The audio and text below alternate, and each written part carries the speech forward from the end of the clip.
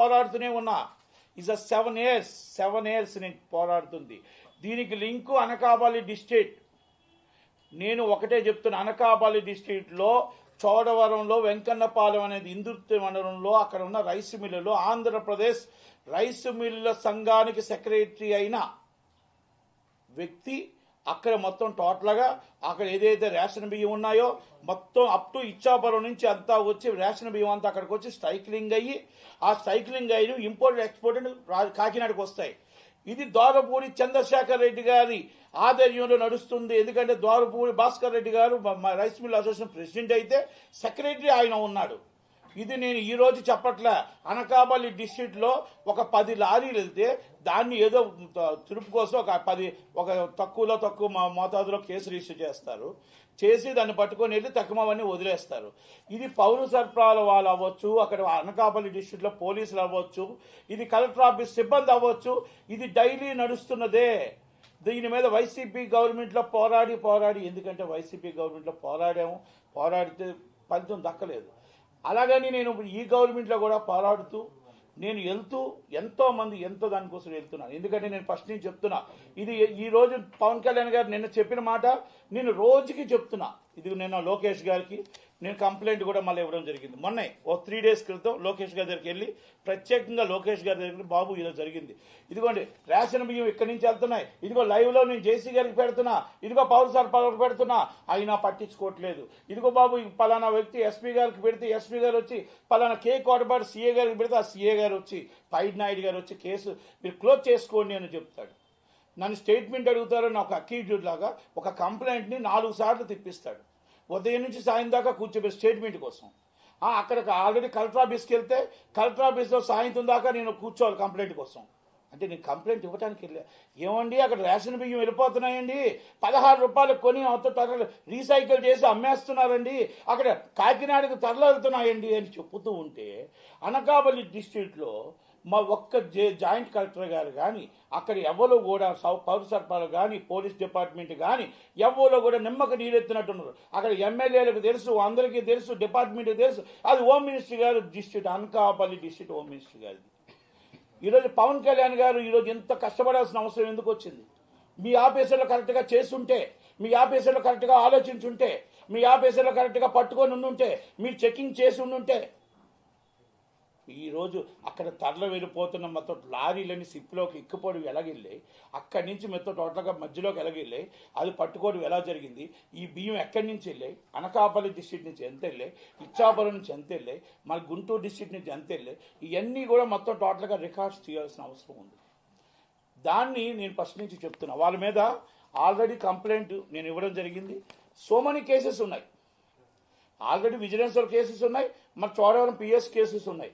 మరి నేను ఒకటే అడుగుతున్నా, ఒక్కసారి స్మగుల్ చేసేవాడు, ఒక్కసారి దొంగతనం చేస్తూ వెళ్తున్నవాడు ఆ రైస్ మిల్లుని ఏం చేస్తామో మరి ఆఫీసర్లే చెప్పాలి, జాయింట్ కలెక్టర్ గారు అనకాపల్లి వారే చెప్పాలి, సివిల్ సప్లై డిఎస్ఓ గారే చెప్పాలి, పోలీస్ డిపార్ట్మెంట్ ఎస్పీ గారే చెప్పాలి.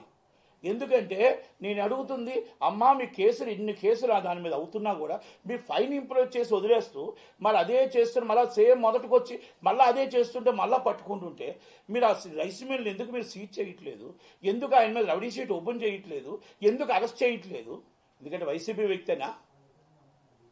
వ్యక్తేనా? పాత ఆఫీసర్లు అందరూ మీకు వైసీపీ వాళ్ళే ఉన్నారు అక్కడ ఆఫీసర్లు కూడా, కొత్త వాళ్ళు ఎవరు లేరు. అక్కడ ఎందుకు గొంతాల రామకృష్ణ గారు అడగట్లేదు? ఎందుకు రాజుగారు చోడవరం ఎమ్మెల్యే రాజుగారు అడగట్లేదు? ఎందుకు జనసేన ఎమ్మెల్యేలు అడగట్లేదు అంటే అక్కడ ప్రతి వాళ్ళకి అక్కడ మొత్తం టోటల్గా అందరికీ తెలిసిన విషయమే. నేను వేరేగా దీనికోసం చెప్పాల్సిన అవసరం లేదు. ఈరోజు వెళ్ళిన బియ్యం నేను ఒకటే అడుగుతున్నా, నేను ఇచ్చిన కంప్లైంట్లో నేనేం వేగ్గా కంప్లైంట్లో విత్ ప్రూఫ్స్తో కంప్లైంట్ ఇచ్చాను. మీరు పెట్టిన కంప్లైంట్లే, మీరు పెట్టిన విజిలెన్స్ రిపోర్ట్సే, మీరు పెట్టిన ఎఫ్ఐఆర్లే. మరి దాన్ని ఎలా ఉంచుతారు, ఎలాగా మిల్లుని ఉంచుతారు? ఎందుకు మీరు వెరిఫై చేయట్లేదు?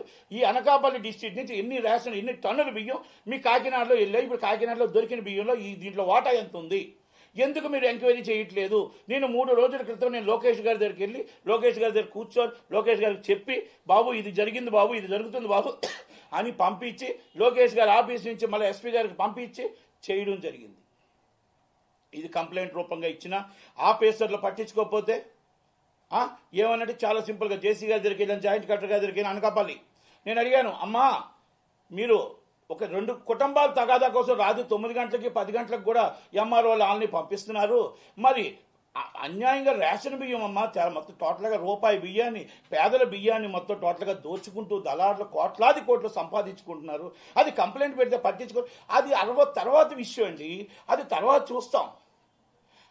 ఏంటి ఒక ఎస్సీ ఏమంటాడంటే, ఇది ఎందుకండి మీరు క్లోజ్ చేసుకోండి, ఇది పెద్ద ఇష్యూ కాదండి. అలాంటప్పుడు రేషన్ బియ్యం బంద్ చేసేయండి. మాలాంటి వాళ్ళు కోట్ల రూపాయలు ట్యాక్స్ కట్టిన వాళ్ళు అందరూ డబ్బులు తీసుకొచ్చి మీరు దళారుల చేతికి వెళ్ళే బదులు రేషన్ బియ్యం రూపాయికి బంద్ చేయండి. 16 రూపాయలకు కొనడం అంట, 73 రూపాయలకు సైక్లింగ్ చేసి అమ్మడం అంట. ఇది ఎక్కడ అన్యాయం అండి? మా డబ్బుని, ప్రజల డబ్బును తీసుకొని ప్రజల డబ్బును దళారుల చేతికి ఇవ్వడం అనేది ఎవరిచ్చారు మీకు హక్కు అని అడుగుతున్నా. కేంద్ర రాష్ట్ర ప్రభుత్వాలకు మీరు ఇప్పటికైనా మీ వల్ల కాదు, మేము పట్టుకోలేము, మా వల్ల కాదు, రేషన్ బియ్యాన్ని మేము స్మగ్లింగ్ జరుగుతుంటే మాకు చేత కావట్లేదు అన్నప్పుడు రూపాయి బియ్యం మానేయండి, తీసేయండి. టోటల్గా ఆ స్కీమును తీసేస్తే కొన్ని వేల కోట్లు ఇంకొక దానికి పనికి వస్తుంది. ఇది దళారులకి కొన్ని వేల కోట్ల రూపాయలు వెళ్ళిపోతుంది. ఇది నా మాట కాదు, పవన్ కళ్యాణ్ గారు నిన్న మాట, నేను ఫస్ట్ నుంచి పోరాడుతున్న మాట, నేను చెప్పుతున్న మాట. నేను ఆఫీసుల చుట్టూ తిరిగి నేను ఆఫీసుల చుట్టూ తిరుగుతున్న పిచ్చివాడిని చూసినట్టు చూశారు. పిచ్చోని ఎలా చూశారు? అలా చూశారు. నేను జాయింట్ కలెక్టర్ గారి దగ్గరికి వెళ్తే ఉదయం కూర్చుంటే సాయంత్రం నా ఫ్లైట్ టైం అయిన దాకా ఉంచి ఏంటండి పౌర సరఫరాల దగ్గరికి వెళ్తే ఏంటండి మామూలుగా సీఏ గారి దగ్గరికి వెళ్తే 4 సార్లు స్టేట్మెంట్ రికార్డ్ చేస్తామని, మళ్ళీ రేపు రండి, ఎల్లుండి రండి అంటే ఇవన్నీ వాళ్ళకి తెలుసు. నేను అక్కడికి వెళ్తే ఆటోమేటిక్గా ఇన్ఫర్మేషన్ వెళ్ళిపోద్ది. నేను పక్కనే కూర్చున్నా, జేసీ గారు, జాయింట్ కలెక్టర్ గారు, అనకాపల్లి పిఎస్, నేను అక్కడ వెనకాల కూర్చున్నా బయట, ఇంకా ఆమె కోసం వెయిట్ చేస్తుంటే ఆ పిఎస్ వచ్చి ఆ ఓనర్తో మాట్లాడుతున్నాడు. జేసీ గారు పిఎస్ మాట్లాడి, మీకోసం కంప్లైంట్ ఇవ్వడానికి ఎవరో వచ్చారు, నేను లేననుకున్నాడు. కంప్లైంట్ ఎవరో ఇవ్వడానికి వచ్చారు, చూసుకో మేడం దగ్గర అంటే ఇదే ఇన్ఫర్మేషన్లో. ఇలాంటి వాళ్ళని మరి ఎందుకు మీరు పట్టించుకోవట్లేదు, ఎందుకు మీరు తీసుకోవట్లేదు? ఏమైనా మేము సీఎంఓ, మేము లోకేష్ గారికి రిపోర్ట్ ఇస్తే అక్కడ రిపోర్ట్ వచ్చి ఒకరిని అడుగుతారు, మళ్ళీ కింద వాళ్ళు అడుగుతారు. అదే రిపోర్ట్ని వెరీ క్లియర్ అండి, కంప్లైంట్ ఈజ్ ఆల్రెడీ, చాలా మంచి వాళ్ళండి వాళ్ళు. కేసులు ఏదో మాకు కేసులు కావాలని పెట్టామండి. ఆ రైస్ మిల్ చాలా మంచివాడండి, దారుపూడి చంద్రశేఖర్ రెడ్డి గారు దేవుడితో సమానం అండి. అక్కడ ఉన్న వాళ్ళు కూడా రైస్ మిల్ ఓనర్ చాలా మంచివాడండి.